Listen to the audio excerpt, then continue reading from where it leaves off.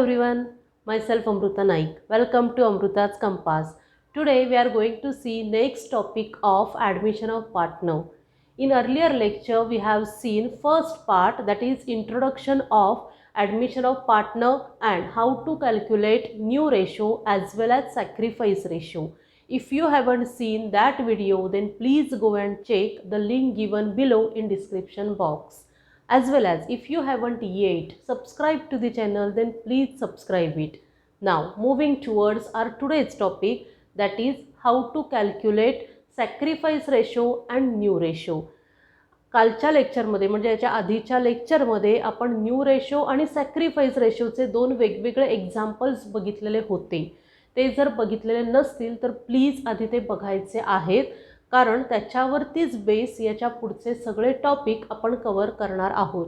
Okay, C आजचे जे दोन एक्झाम्पल्स आहेत त्याचे दोन्ही हेडिंग जे आहेत सेमच आहेत, calculation of sacrifice and new ratio, right. पण त्या एक्झाम्पल्स वेगवेगळे आहेत, ते कसे सॉल्व करायचे आहेत ते आपण बघणार आहोत. First example, A and B are partners sharing profit and loss in the ratio 7:3. They admit C for 1/5 share of profit which he takes equally from A and B. Calculate sacrifice and new ratio. A आणि B नावाचे दोन partner होते, त्यांचा existing that is old ratio 7:3 होता. C नावाचा new partner admit झालेला आहे आणि त्याचा टोटल शेअरपैकी 1/5 शेअर प्रॉफिटचा असणार आहे. मग या 1/5चे त्याने दोन पार्ट केलेले आहेत, हाफ पार्ट, राईट, इक्वली, म्हणजेच half, exactly half part A कडून घेणार आहे आणि एक्झॅक्टली हाफ पार्ट बी कडून तो घेणार आहे. मग ए आणि बीचा सॅक्रिफाईस रेशो काय आहे आणि तिघांचा मिळून ए बी आणि सीचा तिघांचा मिळून न्यू रेशो काय आहे तो आपण फाइंड आउट करणार आहोत. C first sacrifice ratio A आणि बीचा. C's share is equal to 1/5. 1/5 त्याचं शेअर दिलेला आहे, राईट. नेक्स्ट त्याने काय केलेलं आहे, ए आणि बी कडून इक्वल अमाऊंट किंवा equal, not exactly equal amount, equal share A आणि बी कडून घेतलेला आहे, राईट. म्हणजे एने 0.5% द्यायचे आहेत 1/5चे आणि उरलेले 0.5% बीने द्यायचे आहेत. Therefore as sacrifice ratio is equal to 1/5. जो सीचा शेअर आहे तो तसाच ठेवायचा आहे, 1/5चे हाफ कोण देणार आहे, ए देणार आहे. आपण इथे हाफ का घेतलेले आहेत, कारण इथे इक्वली हा वर्ड दिलेला आहे. इक्वली तो ए आणि बी कडून घेणार आहे, म्हणजेच अर्धे ए कडून आणि अर्धे बी कडून, म्हणून अर्धे आपण इथे दाखवलेले आहेत. 1/5चे अर्धे किती येतात, 1/10. 1:1 1, 5 2 10. म्हणजेच एचा सॅक्रिफाईस रेशो काय आहे, 1/10. नेक्स्ट बीज सॅक्रिफाईस रेशो 1/5 सीचा शेअर इंटू हाफ, कारण तो इक्वली बी कडून घेणार आहे. Same 1 1 1, 5 2 10.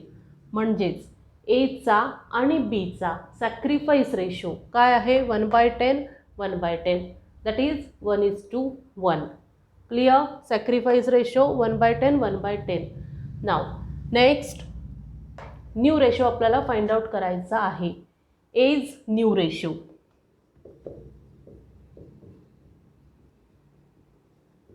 Is equal to old ratio minus sacrifice ratio.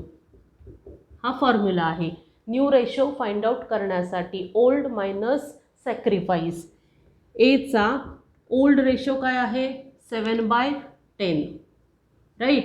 7/10 का केले आपण, 7 + 3 10, दॅट्स वाय 7/10 एचा ओल्ड रेशो आहे. मायनस सॅक्रिफाईस रेशो काय आहे, 1/10. डिनॉमिनेटर इक्वल आहे 10 10, म्हणजेच आपल्याला डायरेक्टली न्यूमरेटरची सबट्रॅक्शन करायची आहे. 7 - 1 6/10. हा न्यू रेशो कोणाचा आहे, एचा आहे. सेम फॉर बी. बीज new ratio same formula, old ratio minus sacrifice ratio. बीचा ओल्ड रेशो काय आहे 3/10 मायनस 1/10. डिनॉमिनेटर इक्वल आहेत, सेम आहेत, म्हणजेच न्यूमरेटरची सबट्रॅक्शन. 3 - 1 2/10 म्हणजेच बीचा new ratio 2/10. Clear. Next C's new ratio. सीचा रेशो काय दिलेला आहे, शेअर काय दिलेला आहे 1/5 आहे, राईट. तो आपण इथे लिहिणार आहोत 1/5. पण इथे जर आपण बघितलं तर ह्याचे दोघांचे ए आणि बीचे डिनॉमिनेटर काय आहेत 10 आहेत आणि सीचा डिनॉमिनेटर 5 आहे, जो आपल्याला 10 मध्ये कन्वर्ट करायचा आहे, राईट. इक्वल करायचे आहेत डिनॉमिनेटर तिघांचेही. म्हणून 1/5ला आपल्याला 2 ने मल्टिप्लाय करायचं आहे. 2 ने डिनॉमिनेटरला आणि न्यूमरेटरला दोघांनाही मल्टिप्लाय करायचं आहे. इज इक्वल टू 2 1 जा 2 5 2 जा 10. Clear. Now A, B and C's new ratio is equal to 6/10 is to 2/10 to 2/10. That is 3:1:1. 3:1:1 कसे आले 10 10 10 आपण कॅन्सल केलेले आहेत. रेशो लिहिताना आपल्याला डिनॉमिनेटरची गरज नसते म्हणून आपण डिनॉमिनेटर नाही लिहिला आहे. मग काय राहणार आहे 6:2:2. दोघांनाही 2 ने डिवाइड केलेला आहे आपण. 6ला 2 ने डिवाइड केला आहे, 2ला 2 ने डिवाइड केला आहे, परत 2ला 2 ने डिवाइड केला आहे. That is 3:1:1. हा न्यू रेशो आहे ए बी आणि सीचा. Clear. Next example. Heading same आहे, सॅक्रिफाईस रेशो आणि न्यू रेशो फाइंड आउट करायचा आहे, पण एक्झाम्पल डिफरंट आहे. काय आहे X and Y are partners sharing profit and loss in the ratio 7:3. X surrender 1/7 of his share and Y surrenders 1/3 of his share in favor of Z. Z नावाचा जो नवीन partner आहे त्याला Xने 1/7 part दिलेला आहे आणि Yने 1/3 पार्ट दिलेला आहे. Calculate sacrifice and new ratio. दोघांचाही सॅक्रिफाईस रेशो एक्स आणि वायचा आणि तिघांचा न्यू रेशो फाइंड आउट करायचा आहे. सी खूप इझी आहे, नीट बघायचं आहे. फर्स्ट एक्स सॅक्रिफाईस रेशो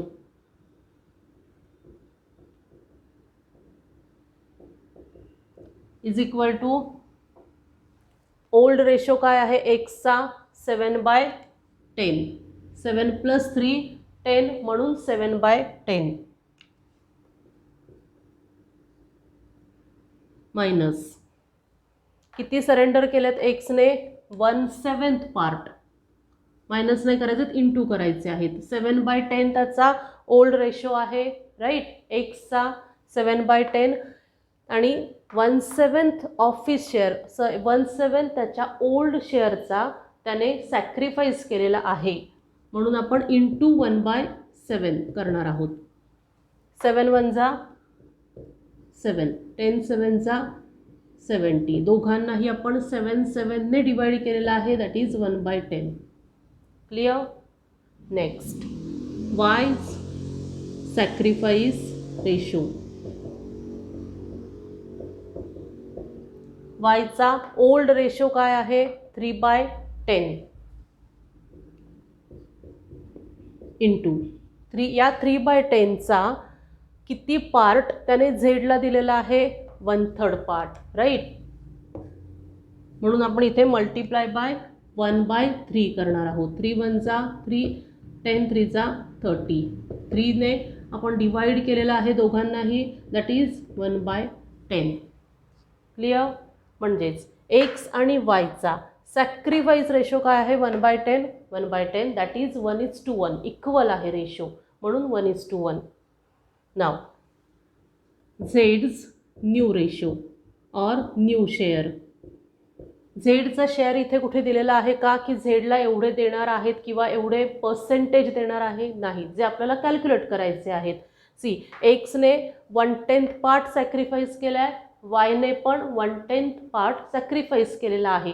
दोघांचं सॅक्रिफाईस पर्सेंटेज मिळून वायचा शेअर होणार आहे. दॅट इज झेडचा शेअर होणार आहे. झेड्स new share is equal to 1/10 plus 1/10 is equal to 1 plus 1 2/10.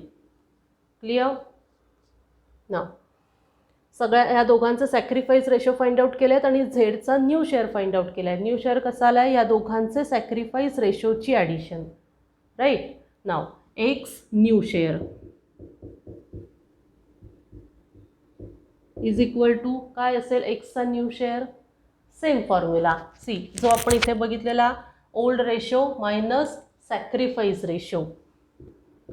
Old minus sacrifice.